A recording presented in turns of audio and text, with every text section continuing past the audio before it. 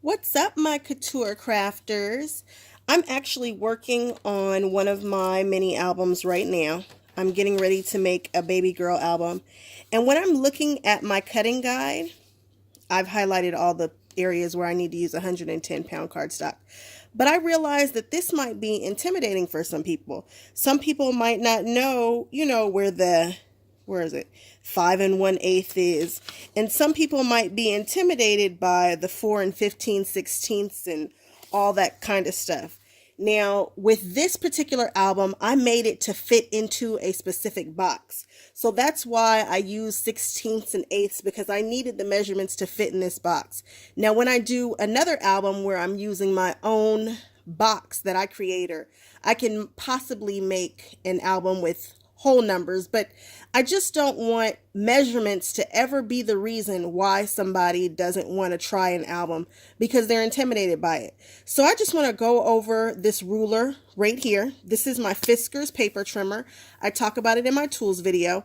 And let's just talk about where 4 15/16 is, and let's just go over the ruler real quick.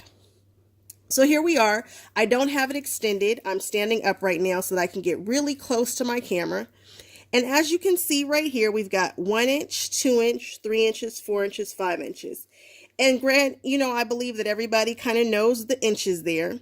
And then right here in the middle, we have half inches. So right here we have 1.5, 2.5, 3.5.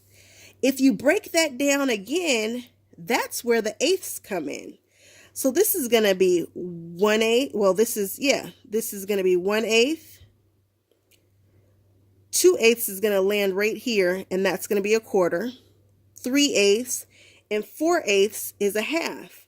Now, if you think about it like that, you can kind of figure out where things land when you're talking about 1/8, and then you wouldn't say 2/8, you would just say 1/4, but then 3/8 is right here, okay? And if you ever get confused, just know that this particular ruler and many other rulers usually have eighths.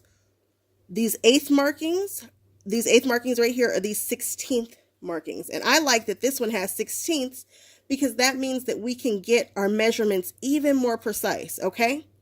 There are 16 notches from here to right here, okay?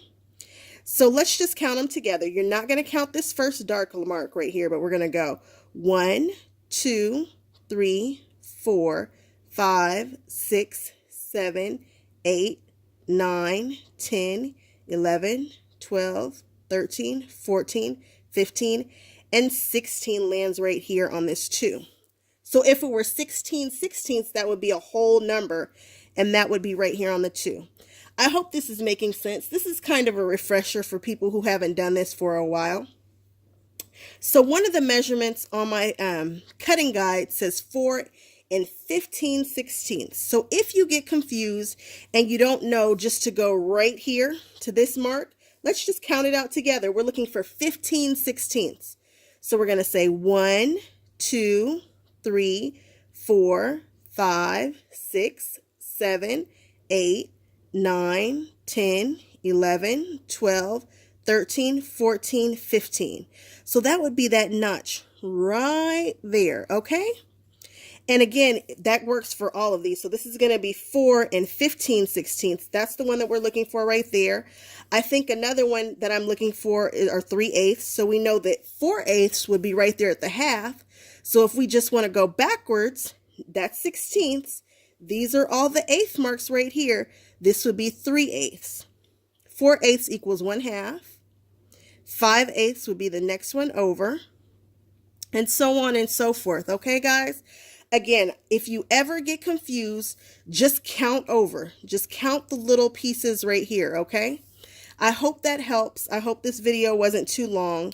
But again, if you get nervous, just know that these right here, these are going to be your eighths, your 16ths, and these right here, your 1/4 marks, okay? I just don't want anybody to be intimidated by the cutting guide and that make you not want to participate in the project, okay? All right, talk with you later.